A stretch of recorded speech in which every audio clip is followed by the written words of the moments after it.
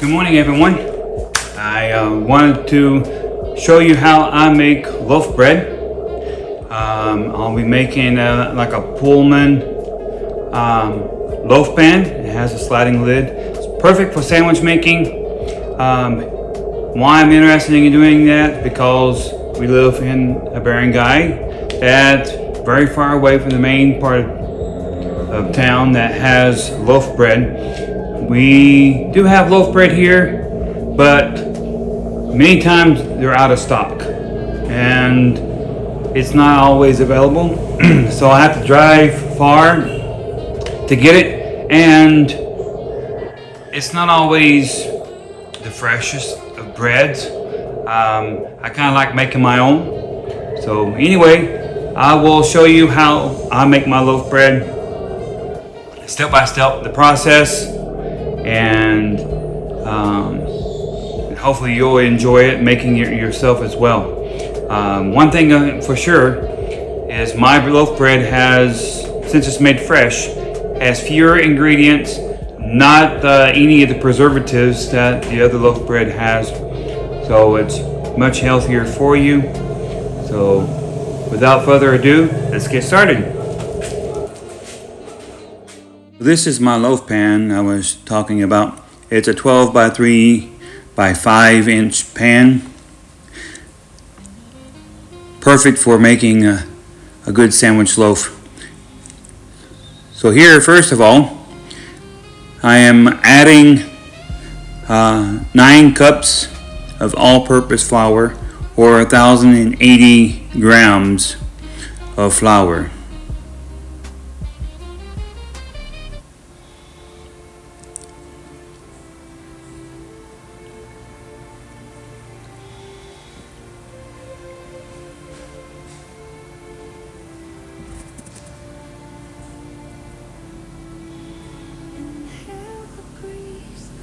Drift through your soul, feel the earth beneath, where the wild rivers roll. Close your eyes tight, escape to the trees, let the whispering leaves. Okay, so next I am adding 134 grams of granulated sugar,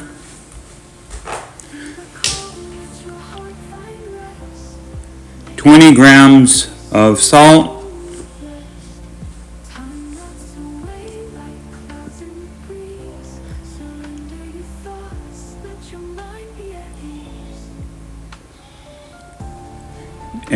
20 grams of non-fat dry milk powder. And finally, I'm adding 16 grams of instant yeast. Then I'm thoroughly mixing all the dry ingredients together.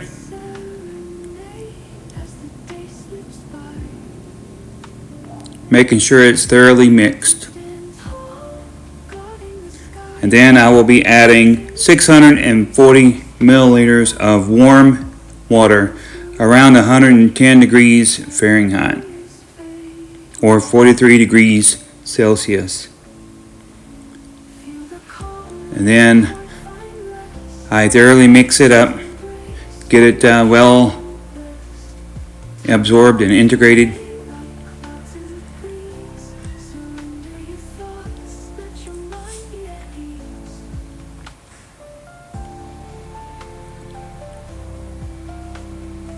Once it's thoroughly mixed, then I will now add the vegetable oil, 160 milliliters. You can use canola, sunflower, olive oil, or coconut oil. Either one is fine. Then I mix it all together.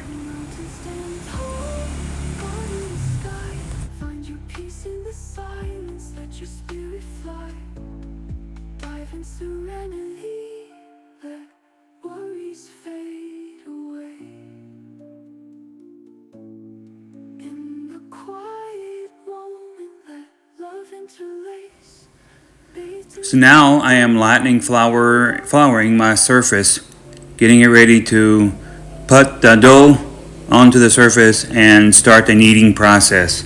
You will need to knead the bread or the dough for approximately 10 minutes until it's a nice elastic dough.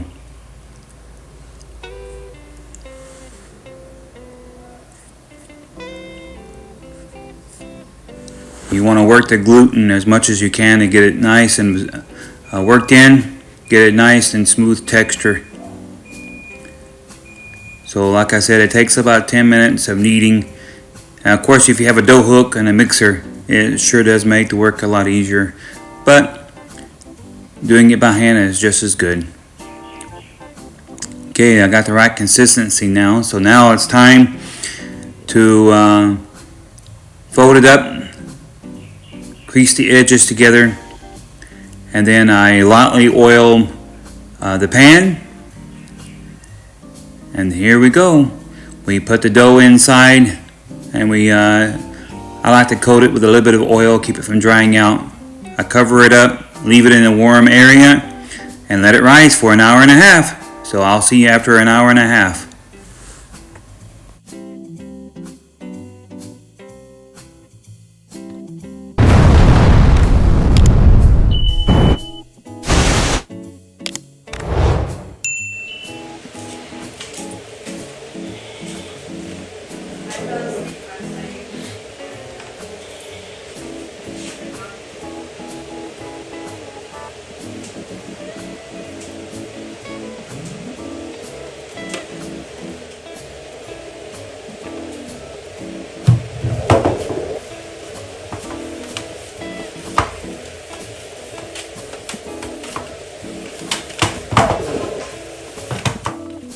Here I am putting a light coat of oil on the pans, and now I'm opening my bowl, and as you can see, it's fairly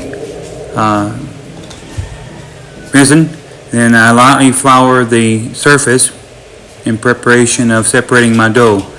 Now I'm cutting it into equal parts and I'm measuring it just to make sure that it is equal, in which both loaves are equal weight. So then I start working on one, flattening it out. You can use a rolling pin if you want. I just like using my hands, getting it nice and smooth and square. And then measuring it to make sure it's going to fit the pan. Then I roll it up nice and neat and press all the edges down and close the seams up underneath. And then I put it into the pan and smooth it out again. Then I cover the lid and set it aside, ready for the next one. Okay, we're going to do the same thing with the second one. Smooth it out. Get everything smooth and square as much as possible. And then I'll roll it up, seal all the edges, and put it in the pan. Smooth it out, and it too, I will cover it with the lid. And then we will let it rise for another 30-40 minutes. I'll see you in 30-40 minutes.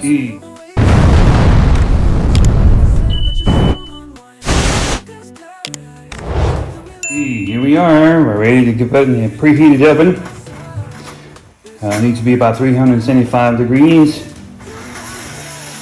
And as you see, it's rose back up. You need it to be at least about an inch away from the top.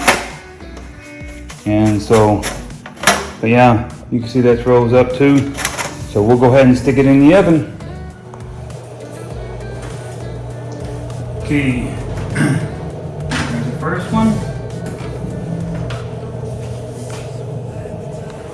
And here's the second one. And we bake it for 40 to 45 minutes, and then we'll go from there. I'll see you after 45 minutes and I'll show you the result. Friends, it's been 45 minutes and I've already taken them out of the oven and I'm letting them cool now, and I'll let you see the results. Smells wonderful, feels good, and I'm letting it cool. And if you have a wire rack to let it cool off, that's a lot better, and you'll have a little bit better results of cooling. Unfortunately, I don't have one. Maybe in the future, but this will cool, and then I'll slice it up. So thanks again for watching. If you haven't already, like, subscribe, and I'll see you in the next video. And as always, remember, life is short. Make the best of it.